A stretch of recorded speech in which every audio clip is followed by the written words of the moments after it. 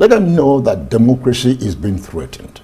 That's what Kabi Turaki SAN did this morning, that democracy is being threatened, and it's coming from the opposition.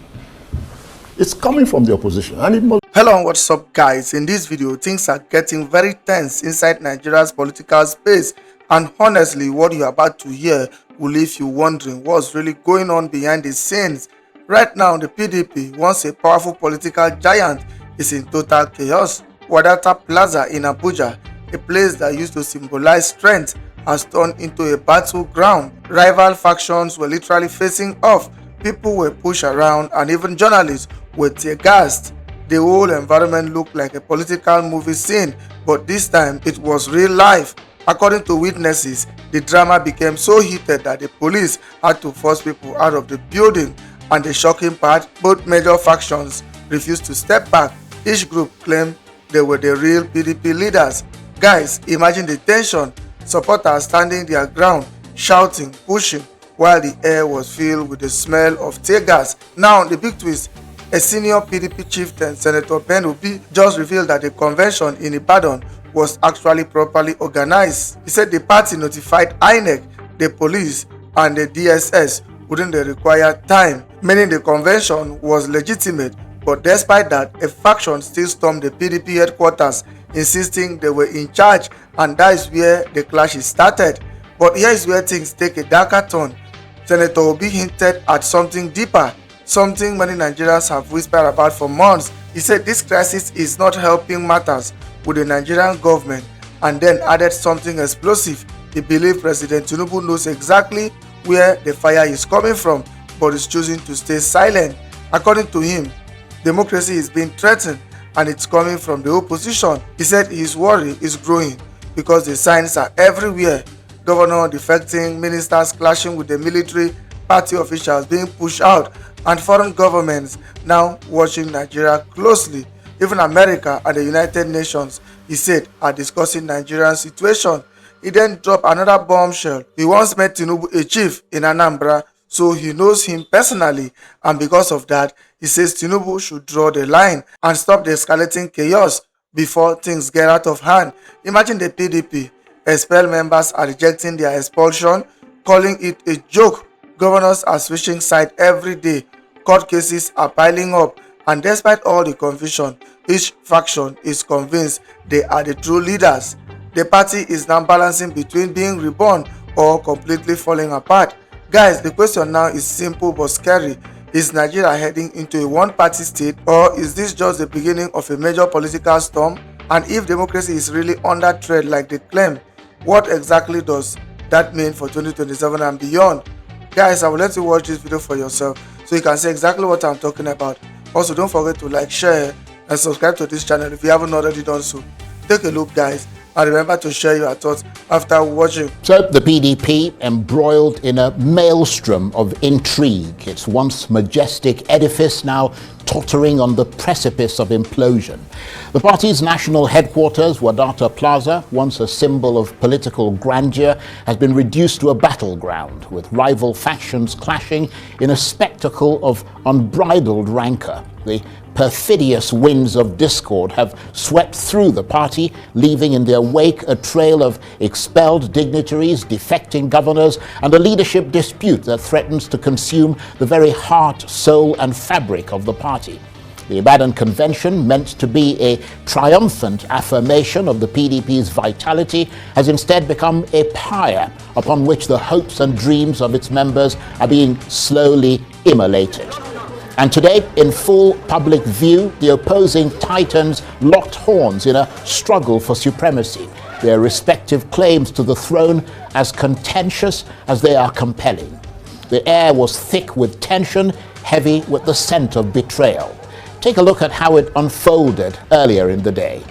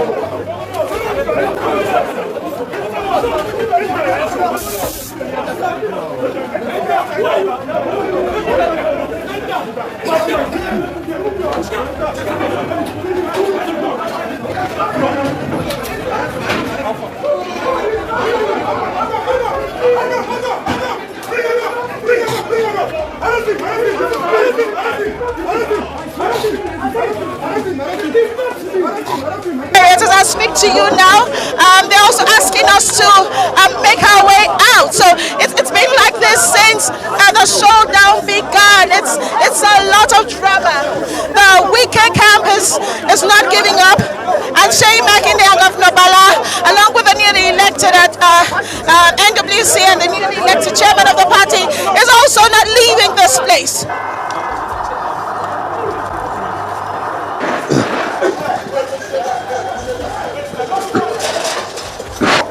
It's never been done before. I think America is watching this.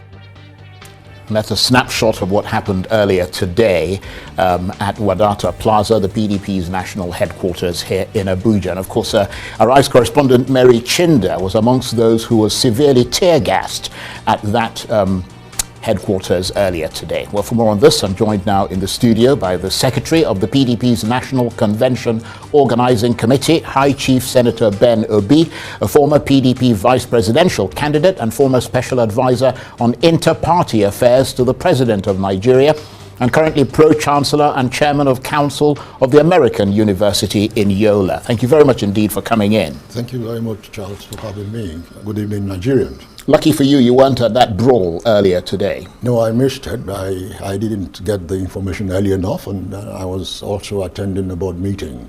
You know, I came back last night, and so I was not there. But you were, of course, the secretary of the organizing committee that put together that convention in Ibadan. So you are in the thick of it, let's put it that way. Correct. What do you make of what happened today at the PDP's headquarters here in Abuja, and the fact that things degenerated to that level of clashes and tear gas being fired by the police? Well, it's very unfortunate, but let's put the record straight. The outgone National Working Committee was an 18-man NWC, National Working Committee. The chairman, Ambassador Damagun, had with him 13 members of the National Working Committee, as against 4. Like they say in politics, let the minority have its say and the majority have its way. 14 as against 4. Talking about the convention was properly and duly constituted. The NEC, at its 102nd NEC meeting, 25th of August, informed INEC, which has a mandatory 21 days to be informed of this convention. INEC acknowledged. So, the truth of the matter, as a party manager myself, INEC was duly informed, the Nigerian police duly informed, Department of State Security duly informed. The police and the DSS participated.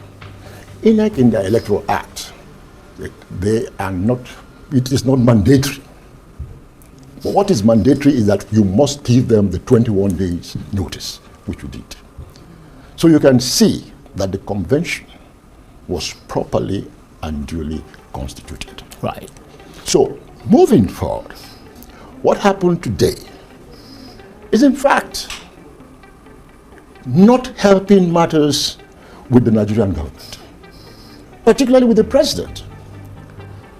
You have a minister of the federal government.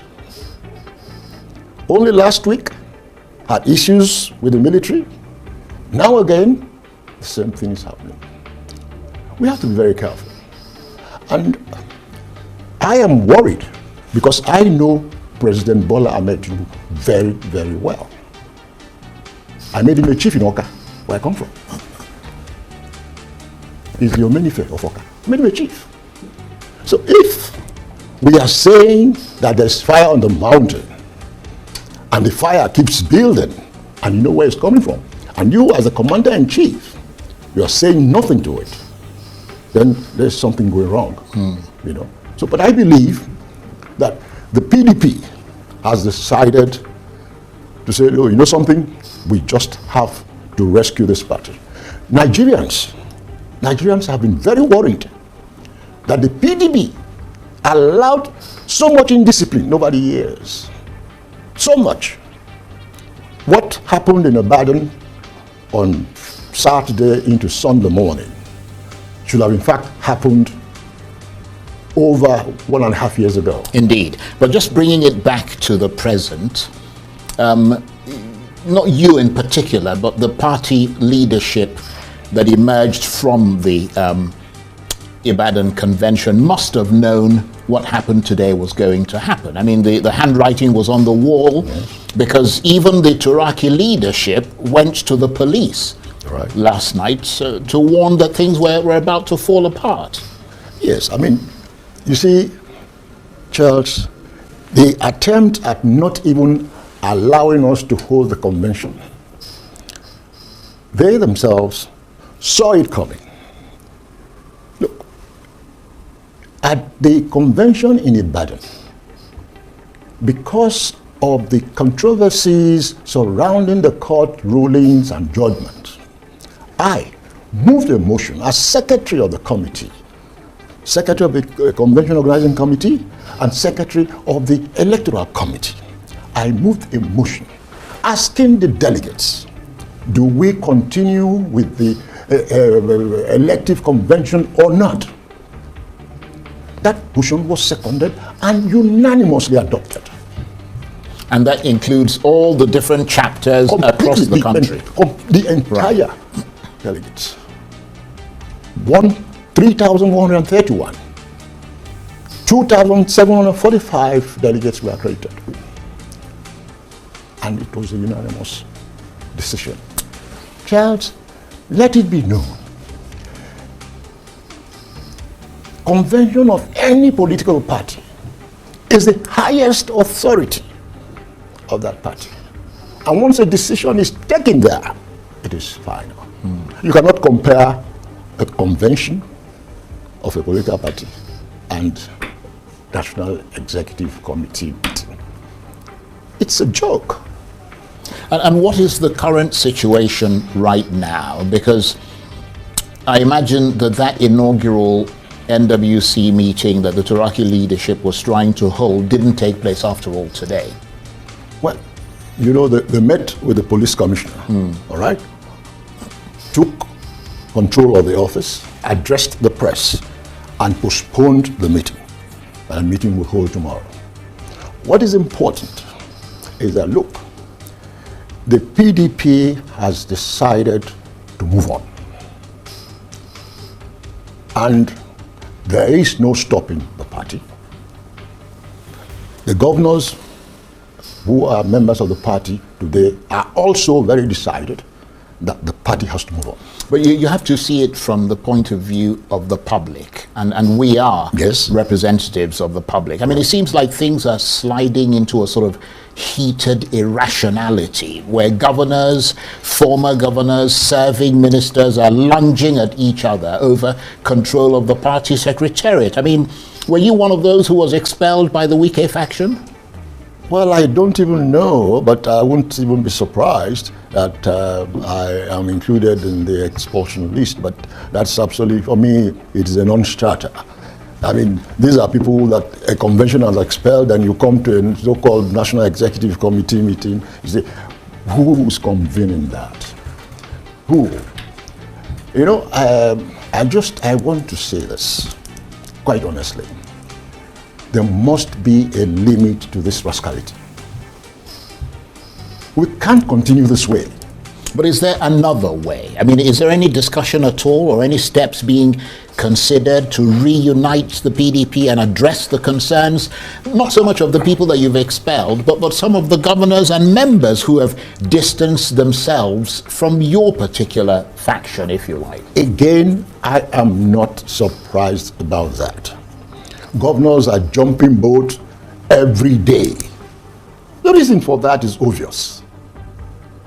That's why I said here that I know President Bola Ahmed Tinubu very, very well. And I'm only advising that there is a time when he has to act as commander-in-chief. The country has been overwhelmed by a state of insecurity. And it is building and growing by the day. Here we are. President Trump from America is threatening to invade the country. The Congress is going to discuss Nigeria tomorrow or next tomorrow. United Nations, they're discussing Nigeria. We have to ask ourselves what really is going on. You can't not have a one-party state. Not in Nigeria. Not in Nigeria.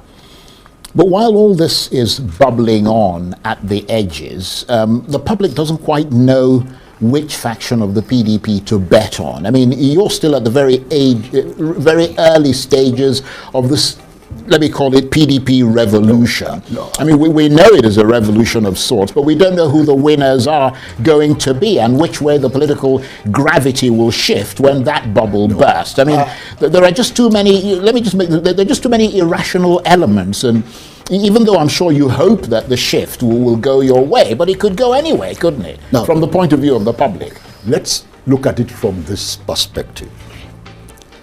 The public is aware of where the PDP problem is coming from. First and foremost. So the issue of the PDP is now a matter before the public domain. As it stands, the PDP does not have a cohabitation arrangement with the APC. But we have a man who is supposed to be a member of the PDP as minister in the APC government. There is no cohabitation arrangement between the PDP and the APC. So Nigerians are very aware of that. And Nigerians have been expecting what is happening now to have happened long before now. So all I'm saying is that as long as the leadership of the PDP remains firm and consistent, the Nigerian public will understand who the true leaders of the PDP are. But talking about leadership, would it be fair to say that until the courts decide, no one knows who has the legitimate authority to lead the PDP? And for all intents and purposes, the PDP is in limbo at the moment. Because, I mean, there are court cases pending. Well, we know that you have the Federal High Court, you have the State High Court, you have the Court of Appeal, you have the Supreme Court, which is the apex. And the judgment of the Supreme Court is very clear about how political parties should be run. They've said it very clearly. Things that are internal affairs of the party, don't go there. Don't go there. Like I said, 18-man working committee, 14 on one side. The 14 is not quarreling with the 4. You can make your complaints, do whatever you want to do, but fine, the 14 remains the majority. And that's how we went about convening this convention. A resolution of the neck. And those who are supposed to be informed were duly informed accordingly. Well, I mean, Mr. Turaki, who's the ostensible chairman of the PDP, has appealed to President Trump, warning that what is at stake in this country is not just persecution of Christians, but that this country's democracy is at stake. I mean, how much does that raise the stakes, if you like, for President Tinubu and indeed for the opposition. And what message does that send to this country's international partners? Well, look, that's why I said that I am advising my good friend, President Bola Ahmed Tinubu, as the President and Commander-in-Chief. There is a time when you have to draw the line and say to yourself, enough is enough. Because there is a saying in my place that you will not be in the swimming pool and you complain that you have soap in your eyes. You are in charge. Things are going wrong every day.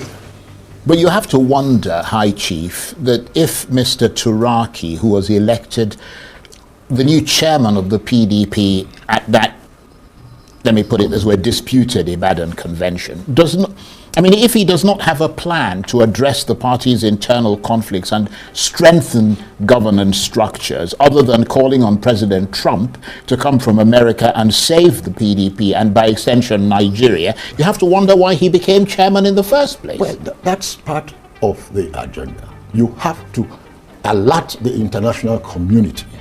Let them know that democracy is being threatened. That's what Kabi Turaki SAN did this morning, that democracy is being threatened, and it's coming from the opposition. It's coming from the opposition, and it must be taken seriously. And I think that's what the President and Commander-in-Chief must look into as quickly as possible. So your contention is that you're struck by the fact that President Tinubu is not calling Nyesom Wike to order, and some would argue that Mr. Wike's actions, you would argue, are bringing this country's democracy and his association with President Tinubu into disrepute. That's your argument. Yes, that's what exactly it is. That's what exactly it is. And I think we cannot just continue in this trajectory. It is not acceptable. It is not acceptable. PDP has been in government for 16 years. We never saw anything near this. President Jonathan, they went, demonstrated, did everything against him. He did not lift his finger. I was in his government. I was special advisor to him. Indeed. He did not lift finger against anybody. He allowed democracy to thrive. And in that regard, you are a very experienced and highly respected politician and public figure. Is there perhaps a lesson in what has happened to the PDP for the APC? Would you advise them to remember that the laws of political gravity still apply to them as it did to the PDP in 2015, and that what looks to be a small rift could become emblematic of a bigger crisis that's rumbling within? All I can say to this question is I hope and pray that APC can even call a NEC meeting, go ahead and do a convention with all the governors that have now joined them. Let them show democracy in action. It's not doable. Because, this is a group of people, a congregation of strange bedfellows. Well, even to be, I don't take it sides, but if you listen to Senator Aline Dume just speaking recently, he said that there are so many people packed into the PDP, they're not quite sure what to do with them. But let's focus on the PDP. We've got literally 2 minutes left of this very interesting conversation. The PDP clearly hurtling, some would say, towards the abyss, because it doesn't matter how much you want to wish it. There is conflict. One cannot help but wonder whether it'll emerge from what somebody described as this crucible of chaos. Whether it'll come out phoenix-like, reborn and rejuvenated, or whether it'll succumb to the weight of its own internal contradictions and become a sort of cautionary tale, perhaps of a party that forgot the virtues of unity and cohesion. No, you see, when you go back to the vision of the founding fathers, they call it People's Democratic Party. the party is for the people. And that is what, hopefully, this leadership will do. And he said that much in his acceptance speech, that they will return the party to the people. And once you do that, Charles, as I speak to you, go to any nook and cranny in this country, you will find a PDP office, functional PDP office, everywhere in this country. The PDP, since 1999, remains the only party that has not changed its name. APP did to ANPP, AD to AC to ACN, and finally to APC. There were three parties that were registered in 1998. Yeah, but that doesn't say anything, I mean, about what is happening in the PDP today. Even if you maintain your name, what I'm saying to you is that membership of the People's Democratic Party is still very much intact. Right. Governors leave, but down the grassroots, the members still remain. Okay. Well, as to what will happen next, time will tell, won't it? Well, we're all watching, and